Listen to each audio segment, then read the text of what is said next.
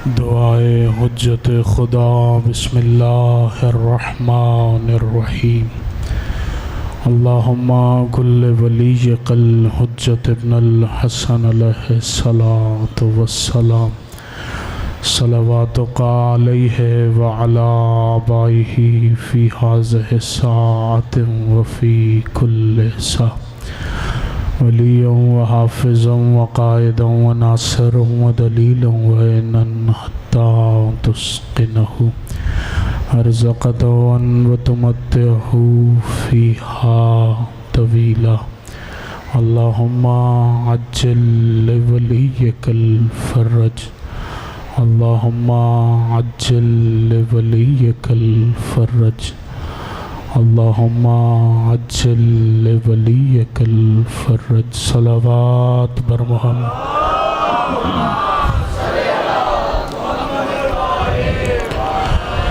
ماشاءاللہ لا حول ولا قوة الا باللہ العلی العظیم اعوذ باللہ من الشیطان اللعین الرجیم بسم اللہ الرحمن الرحیم الحمدللہ الذی ذاتہ واحد وذاتہ صمد وذاتہ قادر وذاتہ مقتدر وذاتہ سمیع وذاتہ قدیر وذاتہ علیم وذاتہ علی والذی قال لہ فی شانہ فتبارک اللہ رب العالمین ثم الصلاة والسلام علی اسمہ احمد علی السماء و اسمہ محمد فی الارض الذی خاتم النبیین الذی شفیع المذنبین الذی خیر المبشرین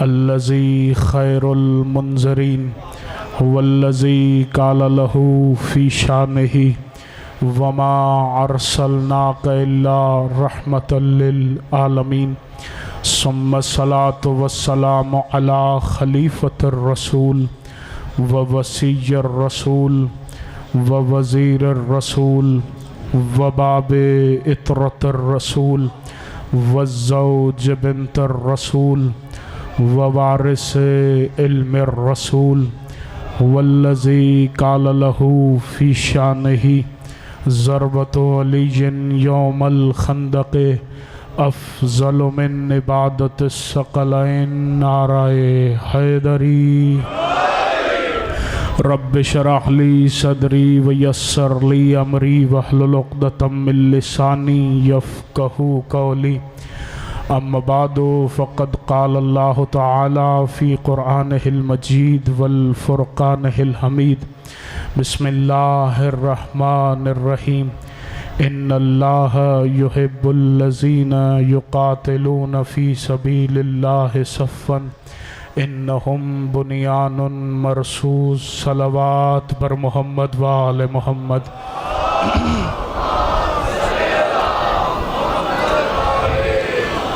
دعا ہے پروردگار عالم بانیان مجالس کا یہ اہتمام اپنی بارگاہ میں قبول و منظور عطا فرمائے آپ مومنین کی حاضری مجھ حقیر کی پڑھائی جناب سیدہ اپنی بارگاہ میں خلوص اور عبادت میں شمار فرمائے دنیا کے جس کسی کونے میں بھی امام حسین علیہ السلام کے عزادار آباد ہیں خدا ان عزاداروں کے جان مال عزت و آبرو کی محافظت فرمائے دشمنان تشیع دشمنان اسلام دشمنان ولایت علی دشمنان عزاداری حسین اور دشمنان حق سیدہ کو خدا نیست و نابود فرمائے وطن عزیز کا امن خراب کرنے والے دہشت گردوں کو خدا ذلیل و خوار فرمائے بالخصوص پورے پاکستان میں اور بالعموم پوری کائنات میں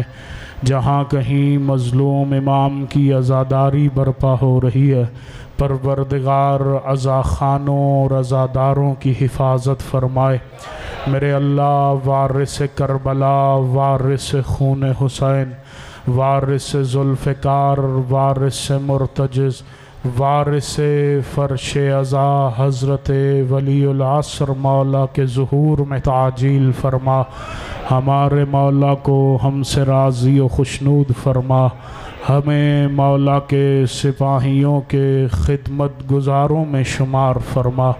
صلوات پڑھیں سب مل کر بآواز بلند۔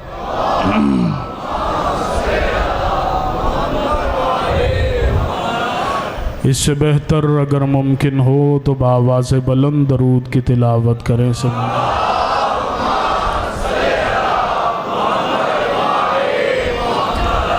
توجہ گفتگو کا آغاز کیا۔ عشرہ محرم الحرام کی آپ اس عزا خانے میں آج تیسری مجلس سماعت فرما رہے بعنوان کربلا ولایت علی کے گرد بنیان مرصوص۔ مسلسل عرائض آپ کے سماعتوں کے گوش گزار کرتے چلے آ رہے اور پہلے دن سے مسلمانان عالم کو دعوت فکر دے رہے ہیں کہ دنیا والو حسین کی مجلس میں آؤ تاکہ حسین تمہیں مہذب زندگی گزارنے کا سلیقہ سکھائے۔ حسین کی مجلس میں آؤ تاکہ حسین تمہارے فکر کو ارتقا عطا کرے۔ حسین کی مجلس میں آؤ تاکہ حسین تمہارے شعور کو بلندی عطا کرے۔ پہلی محرم سے ہم تمہیں خدا کے گھر میں دعوت دے رہے ہیں۔ شاید کسی کے ذہن میں سوال آئے، بیٹھے آپ مجلس میں اور دنیا کو کہہ رہے ہیں کہ خدا کے گھر میں دعوت دے رہے ہیں۔ سوچ سمجھ کے جملہ کہا ہے، چونکہ کائنات میں خدا کا حقیقی گھر وہی ہوتا ہے جہاں حسین کا ذکر کیا جائے۔ سلامت و شاد و آباد رہیں، سلامت و شاد و آباد رہیں۔ خدا کا حقیقی گھر کہلانے کا حق ہی اسے جہاں حسین ابن علی کا ذکر کیا جائے۔ میں نے کہا ہے حسین فقط شیعہ سنی کا مسئلہ ہے ہی نہیں، حسین ہر باز ضمیر انسان کے ضمیر کا مالک ہے۔ جس میں غیرت موجود ہے وہ حسین کو سلام کرتا ہے۔ اللہ اکبر، یہی تو وجہ ہے، چاہے شیعہ ہو، سنی ہو، دیوبندی ہو، کسی بھی مکتب فکر سے تعلق رکھتا ہو، وہ دن میں جب 5 دفعہ نماز ادا کرتا ہے، نماز کے بعد دعا کے لیے ہاتھ اٹھاتا ہے، ہاتھ اٹھا کے نبی سے 2 امیدیں لگاتا ہے۔ ہر مسلمان چاہے وہ سنی ہو، شیعہ ہو، نبی سے 2 دعائیں مانگتا ہے ہر مسلمان۔ کیا یا رسول اللہ، حشر کے میدان میں ہر کوئی پیاس کی وجہ سے بلک رہا ہوگا، وہاں آپ مجھے کوثر پلائیے گا۔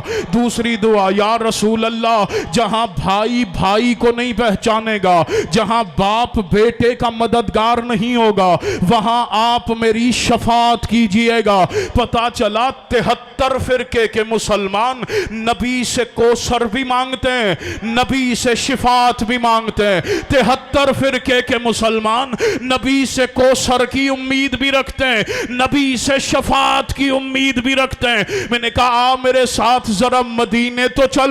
مصطفیٰ چادر اوڑھ کے سو رہے تھے، کچھ دیر کے بعد میرے مولا حسن آئے تھے، انہوں نے کہا تھا السلام علیک یا جدہ، نانا میرا سلام۔ نبی جواب میں کہہ سکتے تھے علیک السلام یا بنیا، بیٹا میرا بھی سلام، علیک السلام یا حسن ابن علی، حسن میرا بھی سلام۔ لیکن نبی نے جواب میں کیا کہا؟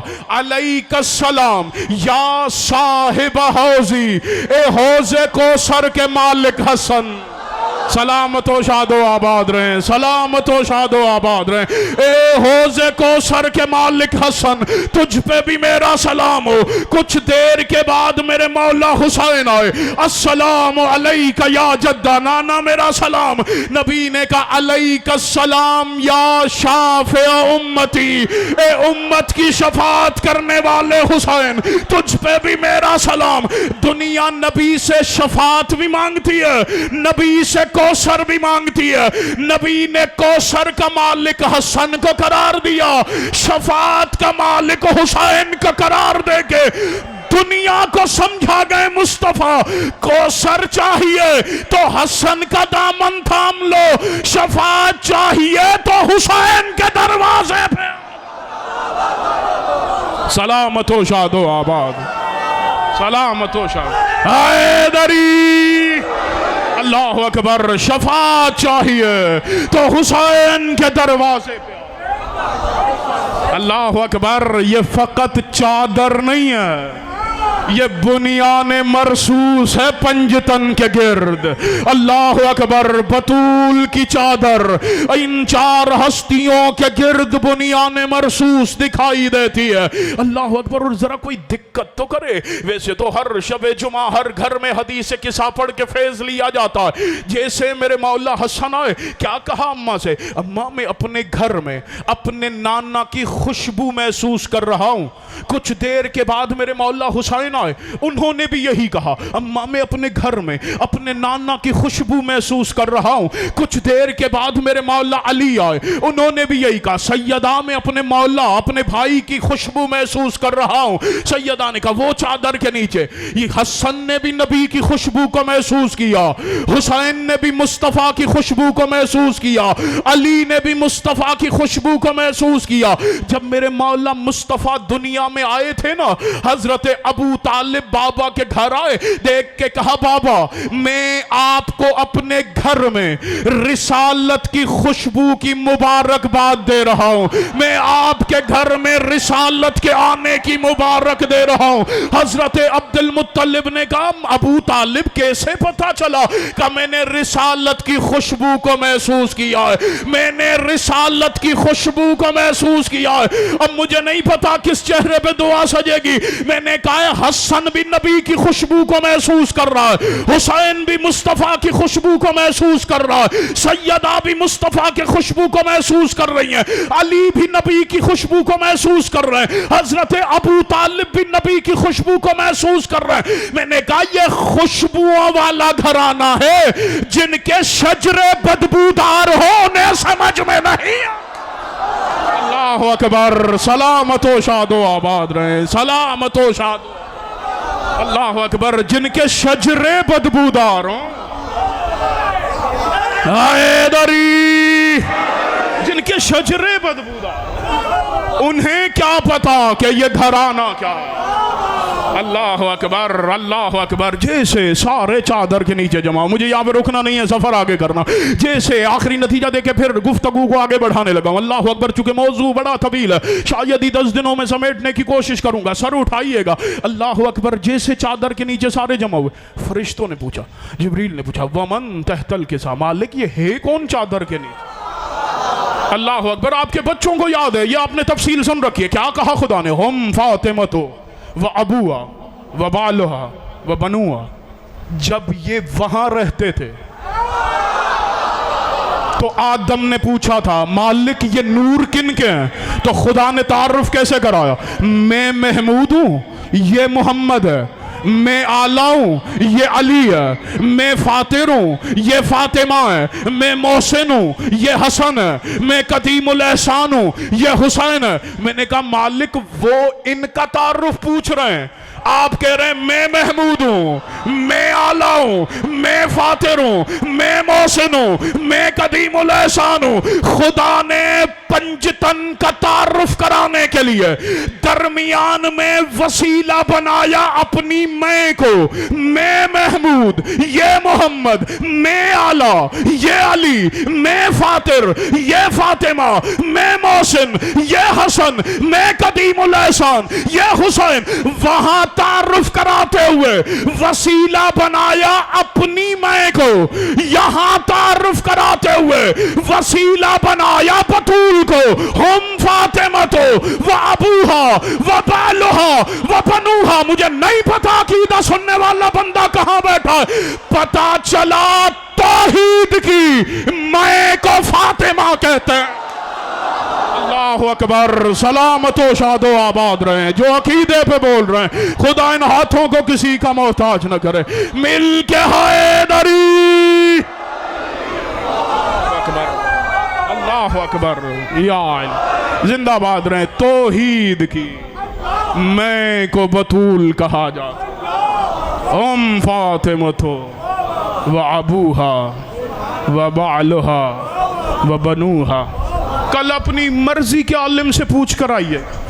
اور آج کل تو آسانی ہے، ہر لغت کی ڈکشنریاں آپ کے موبائل میں موجود ہیں.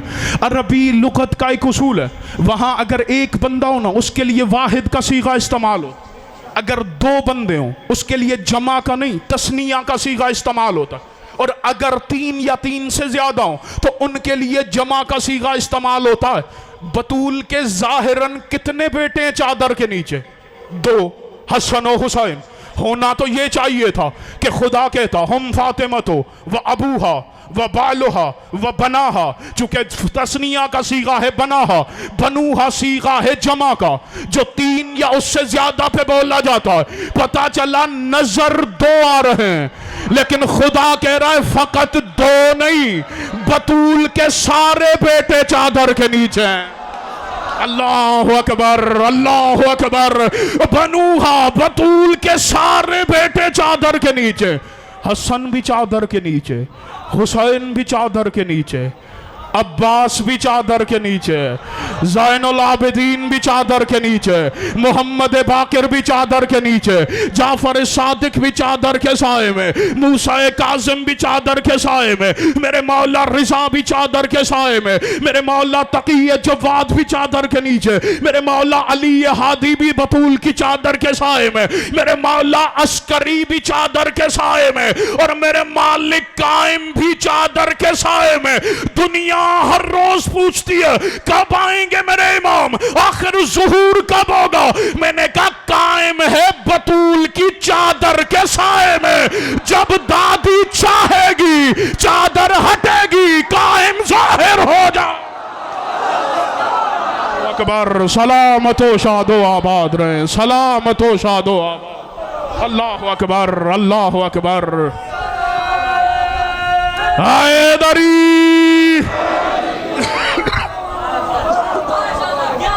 اللہ اکبر. بطول کی چادر وہ بنیان مرصوص. اللہ اکبر. جس نے اہل بیت کو پناہ دے رکھی. اللہ کس کس زاویے پہ بات ہو، علی کہاں کہاں بنیان مرصوص دکھائی دیتے. اللہ اکبر. بدر میں دیکھیں تب بھی بنیان مرصوص علی، خندق میں دیکھیں تب بھی بنیان مرصوص علی، خیبر میں دیکھیں تب بھی بنیان مرصوص علی. ہر جگہ سیسا پلائی ہوئی دیوار علی ہی دکھائی دیتے ہیں. آج کل ایک بات کہی جاتی ہے کہ جی ممبروں سے اب تو جنگیں پڑھنا چھوڑ دی جائیں. میں نے کہا علی کی جنگیں سناؤ تاکہ تمہاری نسلیں دلیر پیدا ہوں، تاکہ تمہاری نسلیں بہادر پیدا ہوں، تاکہ تمہاری نسلیں شجاع پیدا ہوں. اللہ اکبر. جنہوں نے علی کی شجاعت نہیں سنائی ان کی نسلیں بزدل ہو گئیں، ان کی نسلیں ڈرپوک ہو گئیں، ان کی نسلیں ڈرنے والی گھبرانے والی نسلیں ہو گئیں. اس سے زیادہ ان دنوں سے زیادہ میں براہ راست مثال کہاں سے لاؤں؟ میں نے کہا ایک قوم ایسی ہے جو اپنے بچوں کو علی کی جنگیں سنا کے جوان کرتی ہے. ایک قوم ایسی ہے جو اپنے بچوں کو نہ جانے کس کس کس کس بزدل کے قصے سناتی ہے. دلیل دیکھ نہیں لیا دنیا نے. جن کا علی سے تعلق نہیں تھا وہ آج بھی کافروں سے ڈرتے ہوئے دکھائی دے رہے تھے. جو علی کی جنگیں سنتے رہے انہوں نے کہا نہ ہم کل کے مرحب سے ڈرتے تھے نہ آج کے مرحب سے ڈرتے. سلامت و شاد و آباد رہیں، سلامت و شاد و آباد رہیں، سلامت و شاد و. اللہ اکبر. اپنی نسلوں کو علی کی شجاعت تاکہ تمہاری نسلیں شجاع. اور علی کی جنگیں سنانے سے وہ گھبرائیں جن کے بھاگ گئے ہوں. ہم ہی تو ہیں جو سینہ تان کے فخر سے بتا سکتے کہ ہر جنگ کا بنیان مرصوص ہے علی. یہ جنگیں آپ کے بچوں کو یاد ہے، دہرانا مقصد نہیں ہے. میں نتیجہ دے کے موضوع سے وفا کرنا چاہ رہا ہوں. بدر میں کیا ہوا؟ سر اٹھائیے گا، بولا نہیں روکا ہوں، سر اٹھائیے گا. میں ایک تاریخی سفر کی جانب اشارہ کرنا چاہ رہا ہوں آپ کو. بدر میں کیا ہوا ہے؟ سامنے سے کافروں سے نبی کے مقابلے میں 3 بندے آئے. اب یہ تاریخ نے 3 لکھے ہیں تو اس میں میرا قصور نہیں ہے. کون سے؟ عتبہ، شیبہ، ولید. دیکھ کیا کہتے ہیں، مصطفیٰ ہمارے مقابلے میں کسی کو بھیج. جتنے انصار سپاہی تھے نا، انہوں نے کہا مہاجرین ہمارے مہمان ہیں، ہم آپ کو لڑنے نہیں دیں گے، ہم پہلے جاتے ہیں، پہلے ہم سامنے جاتے ہیں ان کے. جیسے ہی 3 انصار سپاہی آئے نا، انہوں نے کہا کون ہو تم؟ کہا ہم انصار ہیں. انہوں نے کہا ہم عرب کے اتنے رئیس ہیں، تمہیں اپنے ہم پلہ نہیں سمجھتے، ہم تم سے لڑنا اپنی توہین سمجھتے. مصطفیٰ سے کہو کسی ایسے کو بھیجے جو ہماری طرح خاندانی بلندی رکھتا ہو. اللہ اکبر. جو مکہ کے بڑے خاندان سے تعلق رکھتا ہو. تاریخ اسلام لکھتی ہے، شیعہ سنی تفاسیر نے لکھا کہ میرے مولا مصطفیٰ نے 3 جوانوں کو بھیجا، حضرت حمزہ، میرے مولا علی، حضرت عبیدہ بن حارث بن عبد المطلب. نہیں تینوں کا تعارف ذرا تفصیل سے کروں. علی ابن ابی طالب، عبیدہ بن حارث بن عبد المطلب، حمزہ بن عبد المطلب. سامنے سے کون آیا؟ عتبہ، شیبہ، ولید. بھائی اگر کسی کی رشتہ داریاں نکلتی ہیں تو ہم نے رشتے تھوڑی بنائے ہیں، لیکن تاریخ نے بتایا وہ جو بدر میں نبی کے مقابلے میں آ کے کھڑے ہوئے تھے کون تھے. اس سے زیادہ آسان تو تعارف ان کا ہو نہیں سکتا. ایک یزید کی دادی کا باپ، تاریخ ہے بھائی، میں کوئی ایسی بات نہیں کر رہا. دوسرا یزید کی دادی کا بھائی. تیسرا یزید کی دادی کا چچا. ادھر سے کون ہے؟ ایک حسین کا باپ، ایک حسین کے بابا کا چچا زاد بھائی، دوسرا حسین کے باپ کا چچا. میں نے کہا ادھر سے یزید کے رشتہ دار، ادھر سے حسین کے رشتہ دار. اب فیصلہ تم ہی پہ چھوڑ دیتے، تم ہی بتاؤ علیہ السلام کون سا گھرانہ ہے اور لعنت اللہ کون سا گھرانہ. تم ہی پہ فیصلہ چھوڑ دیتے، کوئی لڑائی جھگڑا ہی نہیں. اللہ اکبر. ہر جنگ کا بنیان مرصوص. اللہ اکبر میرے مولا. اور یہ تو پھر قرآنی فیصلہ ہے، یہ تو آپ کو اور ہمیں تو حق ہی نہیں کہ ہم فیصلہ کریں. یہ تو خدا نے قرآن میں اپنے حبیب سے کہا، حبیب قل الحمد للہ وسلام علی عبادنا الذین اصطفیٰ. کیا ترجمہ ہے؟ حبیب حمد کر اللہ کے لیے اور سلام کر انہیں جنہیں میں نے مصطفیٰ کیا. جو آیت کے ترجمے پہ بولے انہیں سلام کر رہا ہوں. مصطفیٰ سے کہہ رہا ہے انہیں سلام کر جنہیں میں نے مصطفیٰ کیا ہے. اللہ اکبر. مصطفیٰ سے کہہ رہا ہے انہیں سلام کر جنہیں میں نے مصطفیٰ کیا.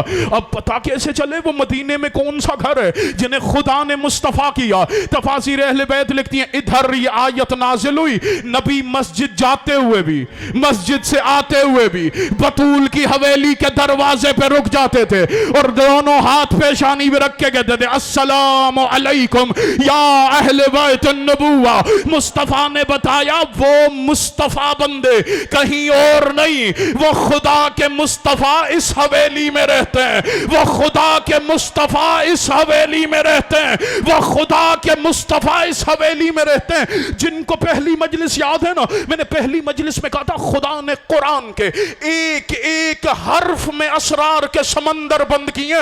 اگر کوئی دقت کرنے والا ہو، اگر کوئی فکر کرنے والا ہو، خدا کہہ کیا رہا ہے؟ آیت ہے کہ اسی آیت میں کہہ رہا ہے قل الحمد للہ، میرے لیے حمد کر. اسی آیت میں کہہ رہا ہے وَسَلَامٌ عَلَىٰ عِبَادِنَا الَّذِينَ اصْطَفَىٰ، اور سلام کر بطول کو. پتا چلا نگاہ پروردگار میں جتنی خدا کی حمد واجب ہے اتنا بطول پہ سلام واجب ہے. اللہ اکبر اللہ اکبر. جتنی خدا کی حمد واجب ہے اتنا بطول پہ سلام واجب ہے. مصطفیٰ نے رک کے بتایا وہ مصطفیٰ بندے اس حویلی میں رہتے. ایک اور آیت پڑھوں، خدا قرآن میں کہتا ہے ثم اورثنا الکتاب الذین اصطفینا من عبادنا. کیا ترجمہ ہے؟ ہم نے اپنے قرآن کا وارث اپنے مصطفیٰ بندوں کو بنایا ہے. قرآن کے وارث ہیں مصطفیٰ بندے، اور نبی نے بتایا وہ مصطفیٰ بندے رہتے ہیں بطول کی حویلی میں. پتا چلا 2 قرآنی آیات کی روشنی میں یہ کہنے کا حق رکھتے ہیں کہ قرآن ہے میراث، بطول ہے وارثہ۔ اللہ اکبر، اللہ اکبر، اللہ اکبر۔ سر اٹھائیے گا، بات آسان کر دی میں نے، آسان کر دی۔ اب نتیجے پہ سارے انشاءاللہ ہم سفر ہو جائیں گے۔ قرآن ہے میراث، بطول ہے وارثہ۔ قرآن ہے میراث، بطول ہے وارثہ۔ قرآن ہے میراث، بطول ہے وارثہ۔ میں بار بار تکرار کر رہا ہوں، سارے ہم سفر ہو تو میں نتیجہ تلاوت کروں۔ قرآن ہے میراث، بطول ہے وارثہ۔ قرآن بطول کی میراث ہے، علی بطول کا وارث ہے۔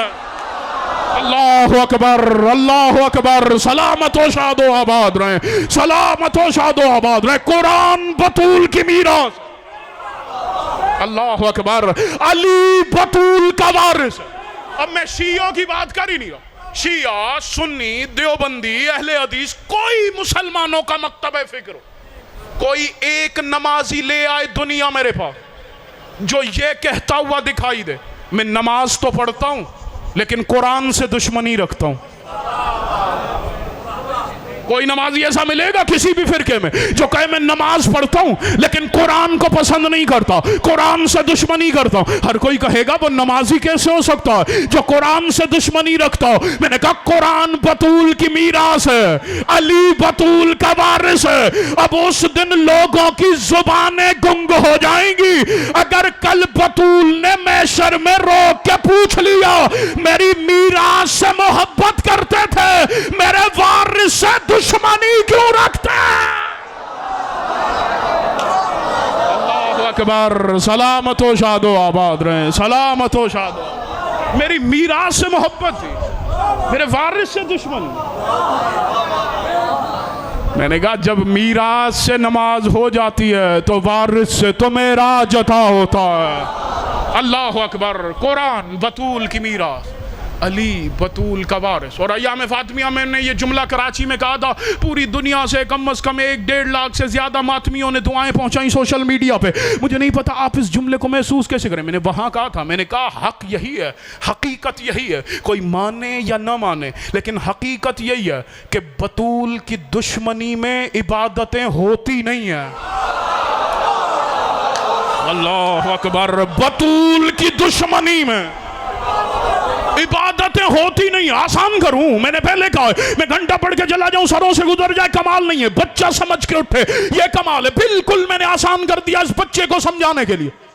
کسی مرضی کے مفتی سے، اگر کوئی سنی بھائی بیٹھا ہے اپنی مرضی کے مفتی سے کل پوچھ کے آ جائیے نماز کے لیے پہلی شرط کیا ہے؟ وضو۔ اگر وضو باطل نماز باطل، وضو صحیح تو نماز صحیح۔ وضو کس سے ہوتا ہے؟ پانی سے۔ پانی کس کی ملکیت ہے؟ اللہ اکبر، اس سے زیادہ آسان میں کر نہیں سکتا یار۔ پانی کس کی ملکیت ہے؟ پانی ملکیت ہے بطول کی۔ فقہ کا اصول ہے کہ اگر مالک کی اجازت کے بغیر ملکیت کو استعمال کیا جائے تو اس کا تصرف حرام ہوتا ہے اور حرام کام سے عبادت ہوتی نہیں ہے۔ میں نے کہا پانی ملکیت ہے بطول کی۔ پتہ چلا اگر کوئی بطول سے مودت نہ رکھتا ہو اور بطول کے قاتل سے نفرت نہ کرتا ہو، وہ لاکھ وضو کرتا رہے، جب پانی کا استعمال ہی حرام ہے تو وضو کہاں سے جائز ہو گیا؟ جب وضو ہی باطل ہے تو نماز کہاں سے جائے؟ بطول کی دشمنی میں عبادتیں کر لیں۔ اللہ اکبر، اللہ اکبر، بطول کی دشمنی۔ اللہ اکبر۔ چلیں اور آسان کرتا ہوں، شاید پہلی گفتگو کسی کے لیے مشکل ہونا، اس کے لیے آسان کرتا ہوں تاکہ مجلس سے کوئی بھی تشنگی لے کے نہ جائے۔ مجلس میں تو تشنگیاں دور ہوتی ہیں، سر اٹھائیے گا۔ اللہ اکبر۔ میں نے کہا اور آسان کروں نماز پڑھنے کے لیے، پھر کہہ رہا ہوں یہ صرف شیعہ فقہ کی بات نہیں کر رہا۔ میرا کوئی سنی بھائی بیٹھا ہے کل اپنی مرضی کے مفتی سے بے شک معلوم کر کے آ جائے۔ کل شیعوں کی مجلس میں گیا تھا اور وہاں حسین کا ذاکر یہ جملہ پڑھ کے گیا، سر اٹھائیے گا۔ اگر کوئی شیعہ سنی دیوبندی کسی بھی مکتب فکر سے تعلق رکھتا ہو، وہ نماز نماز پڑھنے کے لیے وضو کرے، وضو بھی صحیح کرے، جا نماز بھی پاک ہو، جگہ بھی غصبی نہ ہو، لباس بھی طاہر ہو، نیت بھی صحیح کرے، قیام کا ذکر بھی صحیح پڑھے، رکوع بھی صحیح کرے، سجدہ بھی صحیح کرے، تشہد بھی بالکل صحیح کہے، اور پوری نماز کے سارے ارکان بالکل صحیح بجا لائے، اور آخر میں مفتی کے پاس چلا جائے، جی میں نے 2 رکعت نماز پڑھنی تھی، مجھ سے ایک غلطی ہو گئی ہے، آپ میری تصحیح کر دیں میری نماز ہو گئی کہ نہیں ہوئی۔ اگر ان سے پوچھا جائے میں نے سارے ارکان صحیح بجا لائے، بس ایک غلطی ہو گئی کہ میں نے نماز کے دوران کعبہ سے رخ پھیر لیا تھا۔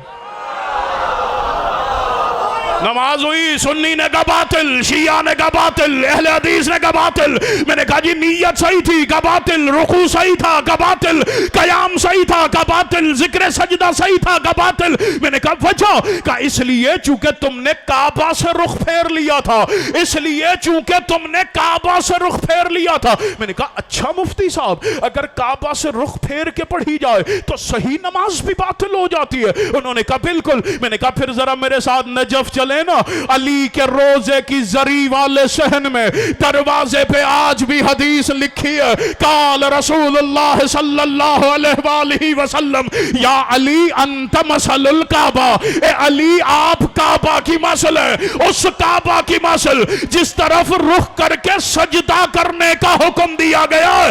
میں نے کہا اب بتائیں کیا کہہ رہے تھے آپ؟ کعبہ سے رخ پھیر لیا جائے تو صحیح نماز بھی باطل ہو جائے گی؟ اس نے کہا بالکل۔ میں نے کہا علی ہے مسئلہ کعبہ، اب تجھے ماننا پڑے گا، اگر کوئی کعبہ سے رخ پھیر کے پڑھے تب بھی باطل ہوگی، اگر کوئی علی سے دشمنی رکھ کے پڑھے تب بھی بات ہے۔ اللہ اکبر، اگر کوئی علی سے دشمنی رکھے تب بھی بات ہے۔ حیدری، اللہ اکبر۔ اور میں آپ سے پوچھ رہا ہوں اگر اس مجمع میں سے 50 بندے کل سے کعبہ سے رخ پھیر لیں تو کیا کعبہ کا کوئی خلاف اپنی جگہ چھوڑ دے گا؟ کعبہ کی کوئی اینٹ اپنی جگہ سے ہٹ جائے گی؟ کعبہ کی صحت پہ اثر نہیں پڑے گا، نمازی کی اپنی نماز خطرے میں پڑ جائے گی۔ میں نے کہا دنیا علی کو چھوڑ دے، علی کا کچھ نہیں جاتا، البتہ جو رحمت کی تلاش میں جائے گا وہ علی کی دشمنی میں لعنت لے کے واپس آئے گا۔ اللہ اکبر۔ عبادتوں کے گرد بنیان مرصوص ہے علی کی بلا۔ کوئی عبادت تب تک قبولیت تک پہنچ نہیں سکتی جب تک اسے علی کی ولایت سے نہ سجائے۔ اللہ اکبر۔ اسی ولایت کے گرد بنیان مرصوص قائم کر۔ حسین کربلا پہنچے، بس کل سے انشاءاللہ مسلسل ہوں گے، چونکہ ابھی یہاں کے بعد بھی 2 جگہ پہ حاضری کے لیے پہنچنا۔ اللہ اکبر۔ اکثر محرم کے عشرے میں 3 محرم کو حسین کے لشکر کے ایک باب الحوائج کی مصیبت پڑھی جاتی ہے۔ جس طرح حسین کا اصغر باب الحوائج ہے،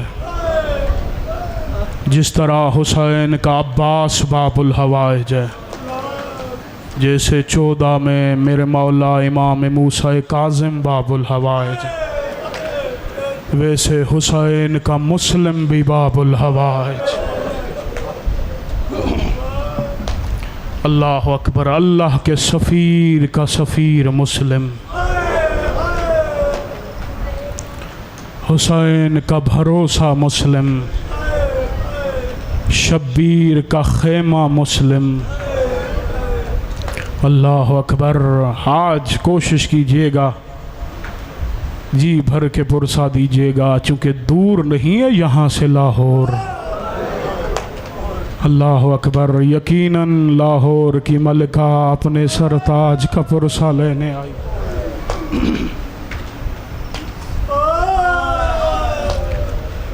زندان میں شہزادے، کوئی عجیب دشمنی تھی مسلمانوں کی۔ ایک 6 سے 7 سال کا شہزادہ، اللہ اکبر، دوسرا 5 سے 4 سال کا شہزادہ، جو میرے مولا مسلم کے ساتھ سفر میں آئے کوفہ، جب اکیلا رہ گیا نا مسلم، اللہ اکبر، اکیلا رہ گیا، اتنا غریب ہو گیا کہ دونوں بچوں کو اکیلا چھوڑ کے کہتا ہے میں نے تمہیں خدا کے حوالے کیا۔ اللہ اکبر، میں نے مضمون سمیٹ دیا، دامن وقت میں گنجائش نہیں ہے۔ آخری دو روایتیں ذرا پڑھنا چاہ رہا ہوں تاکہ آپ کے رونے کا سامان مہیا ہو جائے۔ یہ مضامین آپ کے بچوں کو یاد ہیں، دہراتے اس لیے تاکہ غریبوں کے غم میں ہائے کرنے کا سامان مہیا ہو جائے۔ تنہا رہ گیا حسین کا سفیر، کوفہ کی ایک گلی میں سر جھکا کے بیٹھا ہوا ہے مسلم۔ اسی گلی میں ایک مومنہ کا گھر ہے جس کا نام تاریخ نے توعہ لکھا ہے۔ اس کا بیٹا تھا گھر سے باہر، اس نے 3 دفعہ گھر کا دروازہ کھول کے دیکھا، مسلم کو گلی کے کونے پہ بیٹھا ہوا پایا۔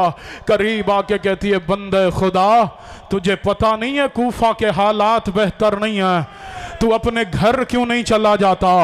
مسلم دیکھ کے کہتا ہے مومنہ، گھر وہ جائے جس کا کوفہ میں کوئی گھر ہو۔ یہ سننا تھا، زمین پہ بیٹھ کے کہتی ہے کہیں وہ تو نہیں ہے جو میں سوچ رہی ہوں۔ مسلم رو کے کہتا ہے ہاں میں حسین ابن علی کا سفیر۔ تو قدموں پہ ہاتھ رکھ کے کہتی ہے مولا مجھے معاف کرنا، مولا مجھے ادراک نہیں تھا، میں نے آپ کو گھر کے باہر بٹھائے رکھا، مولا کنیز کا گھر حاضر ہے۔ عزادارو جناب مسلم کو لے کے تو گھر آئی، کہا مولا کھانا پکاؤں، مولا آپ کے لیے بستر بچھاؤں؟ مسلم کہتے ہیں نہ کھانے کی ضرورت ہے نہ بستر کی ضرورت ہے، مجھے ایک جا نماز لا دے، میں پوری رات خدا کی مناجات میں گزاروں گا۔ اب جو رونے کی نیت کر کے 3 محرم حسین کی بارگاہ میں آئے ہیں، عزادارو فجر پڑھ کے مسلم بیٹھے، پہلا مصیبت کا جملہ پڑھنے لگا ہوں، اللہ اکبر، ہائے شیعہ ہائے نہ کر سکے میں مانتا ہی نہیں۔ جیسے فجر پڑھ کے مسلم بیٹھے، یا تو آ کے گھر کے باہر گھوڑوں کی ٹاپوں کی آوازیں آنے لگی۔ مسلم نے جلدی سے تلوار اٹھائی تو ہاتھ باندھ کے کہتی ہے مولا وہ لشکر ہے حکومت کا، مولا آپ جائیں گے وہ آپ کو قتل نہ کر دیں۔ مسلم کہتے ہیں مومنہ اگر میں باہر نہیں گیا تو وہ تیرے گھر میں داخل ہو جائیں گے، اور میں ہوں ہاشمی سید، میری غیرت گوارا نہیں کرتی کہ ہی کسی مومنہ کے گھر میں آ جائیں۔ مصائب تو میں پڑ گیا، میری غیرت گوارا نہیں کرتی کہ سپاہی مومنہ کے گھر آ جائیں۔ میں نے کہا مولا مسلم، مومنہ کے گھر سپاہیوں کا آنا گوارا نہیں۔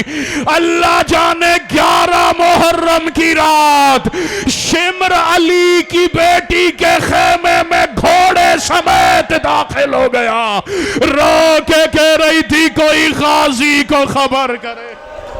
یا سیدہ یا سیدہ یا صاحب الزمان، مولا آپ کا پرسہ قبول فرمائے، محمد کی بیٹی آپ کا گریہ قبول فرمائے، نبی کی بیٹی آپ کا اور میرا شمار رونے اور رلانے والوں میں کرے۔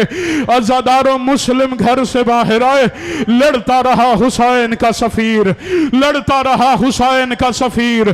3 دفعہ محمد ابن اشعث ملعون نے ابن زیاد سے کمک مانگی ہے، وہ کہتا ایک بندے کو گرفتار کرنے بھیجا ہے، تم نے 3 دفعہ امداد طلب کی ہے۔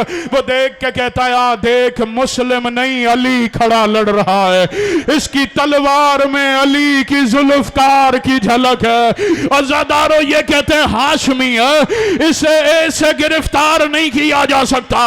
انہوں نے راستے میں گڑھا بنایا، ادھر مسلم جیسے لڑتے ہوئے آئے۔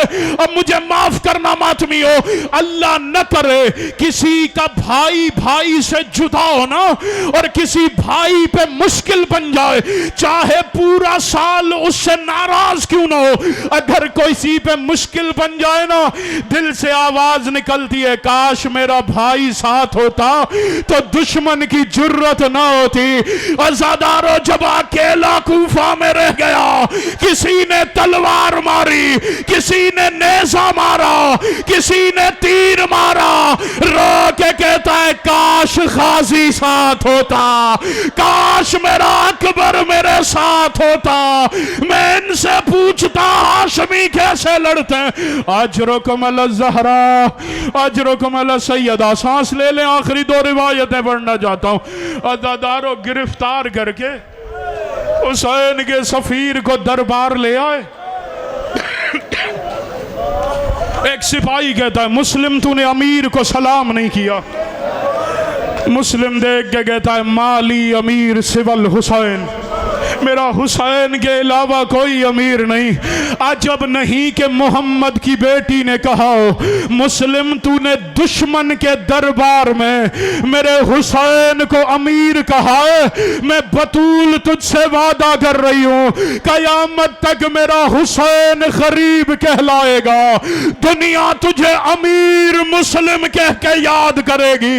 عزادارو کربلا کی طرف دیکھا مسلم نے، آقا ہو سکے تو بہنوں کو لے کے کوفہ نہ آئیے گا۔ عزاداروں میں نے پورا دربار کا مکالمہ چھوڑ دیا، بس آخری مصیبت کے دو جملے سنے۔ اب جتنے حلقے کے ماتمی جہاں بیٹھے نا ان کے حصے کے دو جملے پڑھ کے منبر چھوڑنے لگا۔ عزاداروں سپاہی لے کے قصر دارالامارہ کی چھت پہ آئے۔ چلیں ایک روایت ذہن میں آ گئی ہے، اب پڑھ دیتا ہوں، آنکھوں سے نہ پڑھی ہوتی نہ پڑھتا، 3 محرم نہ ہوتی میں یہ روایت نہ پڑھتا۔ جیسے زخمی ہو رہا تھا نا بازار میں مسلم، ایک ظالم نے ہونٹوں پہ تلوار ماری تھی، اب آخری وقت میں سپاہی سے کہتا ہے مجھے پیاس لگی ہے، 3 دفعہ پانی کا جام آیا، مسلم چہرے کے قریب کرتا ہے، پورا جام خون سے رنگین ہو جاتا، مسلم کہتا ہے پیاسے حسین پر سلام۔ عزادارو جیسے شبیر پہ سلام کیا نا، ادھر منزل زبالہ پہ حسین بیٹھے، عباس 7 قدموں میں بیٹھے۔ حسین نے آہستہ سے کہا علیک السلام یا اخی، بھائیا میرا بھی سلام۔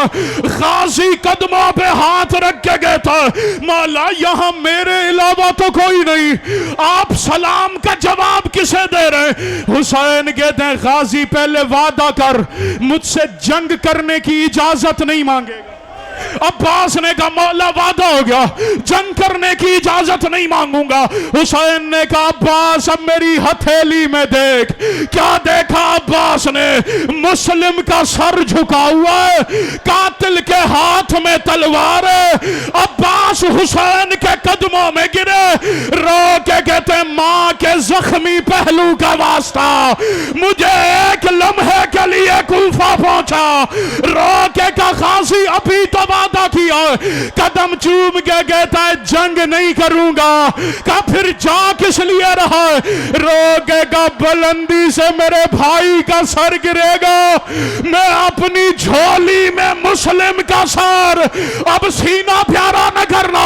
حسین کہتے ہیں عباس مسلم کو لاوارث سمجھا، اب ذرا زمین پہ دیکھ، کیا دیکھا؟ کوئی کالے برقعے والی بی بی دامن پھیلائے کہہ رہی تھی آجا حسین کے سفیر، میں بطول سنبھالنے۔ یا سیدہ یا سیدہ یا صاحب الزمان، بس کافی بڑھ گیا، منبر میں نے چھوڑ دیا۔ اللہ اکبر۔ ماتمیوں کسی کے ذہن میں سوال آ رہا ہوگا کہ سر تو بطول سنبھال کے لے گئی، مسلم کا بدن کہاں گیا؟ ادھر بدن زمین پہ آیا، کوفہ کے گھروں کے دروازے کھلے، لوگ رسیاں لے کے گھروں سے نکلے، انہوں نے رسیاں مسلم کے قدموں میں۔ اللہ اکبر۔ یہ گھوڑوں پہ بیٹھے، کبھی اس گلی میں کبھی اس بازار میں، یا فاطمہ تڑپتی رہی حیا کرو میرا مسلم اکیلا، میرے حسین کا سفیر۔ اللہ